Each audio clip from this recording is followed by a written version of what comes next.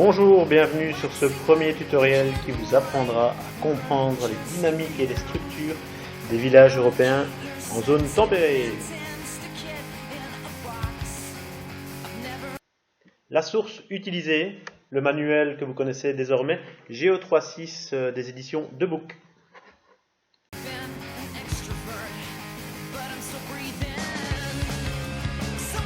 Les territoires européens nous semblent parfois difficiles à analyser et il est difficile parfois de dégager des traits communs à tous ces territoires ruraux des régions tempérées.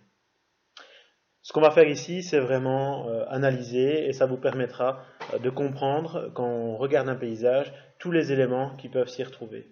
Alors, de manière générale, le site apparaît comme un élément important pour comprendre l'organisation du territoire.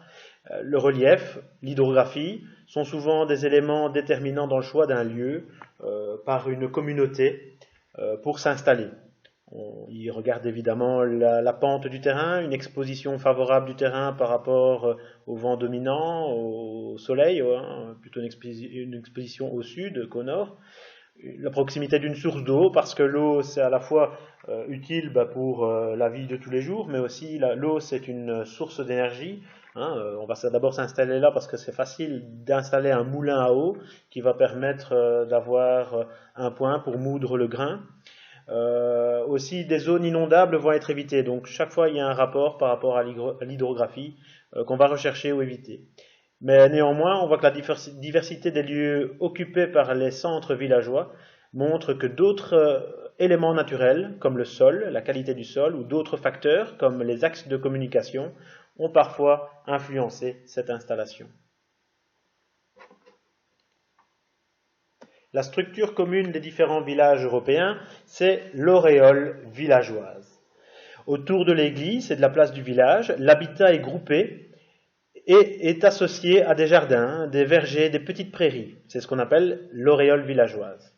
Autour de celle-ci, il y a eu des défrichements, on a coupé les bois qui se trouvaient là, les forêts qui s'y trouvaient, des défrichements successifs qui ont permis aux villageois, qui étaient en majorité des agriculteurs au Moyen-Âge, de mettre les parcelles en culture, c'est ce qu'on appelle les labours, ou de les destiner à l'élevage du bétail. Ce sont des prairies, autrement dit des pâtures aussi, pour la pâture des animaux. La répartition des labours et des pâtures est souvent influencée par l'humidité du sol. Les labours réclament des terres plus sèches, tandis que les secondes s'accommodent de terres plus humides. On va donc les retrouver plutôt dans les fonds des vallées. Ou par la proximité des fermes. Le bétail réclame de nombreux soins et donc on va mettre les prairies plus proches des habitations que les champs qui n'ont pas besoin de l'assistance de l'homme. Plus loin subsistent les vestiges de la forêt qui recouvraient ces régions tempérées. Cette forêt a parfois totalement disparu dans les régions les plus densément peuplées. On défriche pour avoir de la place, pour habiter et pour élever et cultiver. L'ensemble des terres exploitées traditionnellement par la communauté villageoise porte le nom de finage. Cette organisation de l'espace constitue donc un exemple d'un modèle, d'un centre autour duquel s'organise une périphérie. Les changements que connaît l'agriculture d'aujourd'hui ont des conséquences importantes dans les campagnes. L'agrandissement des exploitations, la réduction de leur nombre et leur spécialisation transforment les paysages ruraux.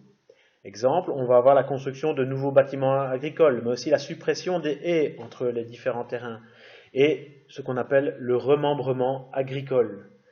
Et donc, ça conduit tout ça à modifier le paysage et à l'uniformiser. Le remembrement, de quoi s'agit-il?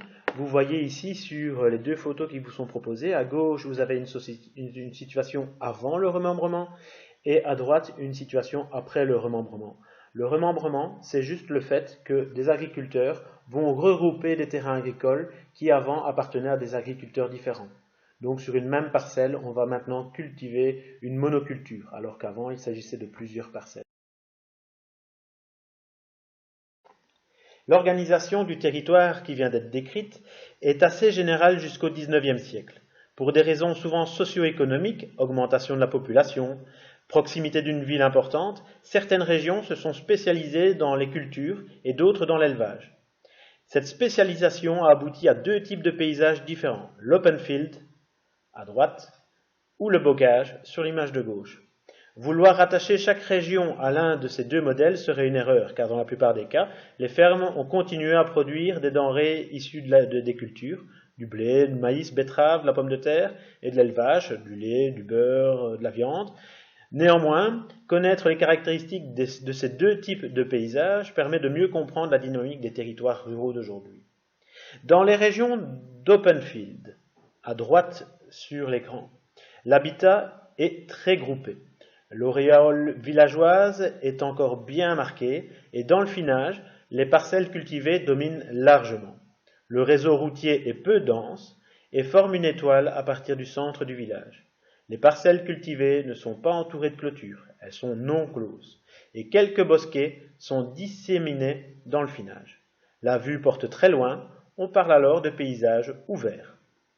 Dans les régions bocagères, comme à droite, le centre du village reste identifiable, mais l'habitat est dispersé.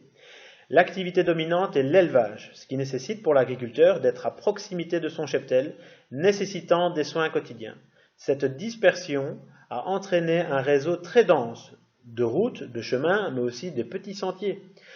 Les prairies dominent largement et sont entourées de clôtures naturelles, des haies ou artificielles avec des fils barbelés ou électriques. Les haies, les rangées d'arbres, les bosquets plus nombreux et l'habitat dispersé ne permettent pas de voir très loin. On parle de paysages fermés. Évidemment, pour un observateur qui est au sol, à droite, on aura une vue à perdre de vue, justement. Tandis qu'à gauche, on aura la vision qui est vite coupée par une rangée d'arbres ou une habitation. Donc évidemment, si vous voulez faire une photographie en région bocagère, il vaut mieux alors à ce moment-là privilégier une vue aérienne oblique. Tandis que dans la région d'open field, on peut se contenter d'une prise de vue au sol. Enfin, sur l'image que vous avez à l'écran, vous voyez en bas à gauche et à droite des plans de ces deux régions. Alors on va avoir un plan beaucoup plus complexe évidemment dans les régions bocagères, tandis que dans les régions d'open field, on va avoir directement visuellement sur la carte de grandes étendues qui vont apparaître. J'espère que cette vidéo vous a appris des choses. J'espère aussi que vous avez pris les notes utiles parce que vous devez considérer tout ce qui a été présenté ici comme de la matière d'examen sur laquelle vous serez bien sûr évalué à certains moments. N'oubliez pas aussi votre lexique. Beaucoup de mots faisant partie du lexique ont été évoqués ici. Et si vous avez des questions, je serai à votre disposition pour y répondre en classe. Je vous demande aussi maintenant de cliquer sur le lien que vous trouvez en dessous de la vidéo et qui va vous conduire à un petit questionnaire de 5 questions qui vous permettront de gagner bien sûr 5 points si vous avez été attentif. Les questions sont très faciles. Voilà, je vous souhaite une bonne fin de journée et je vous dis à bientôt et je vous donne rendez-vous en classe. Au revoir.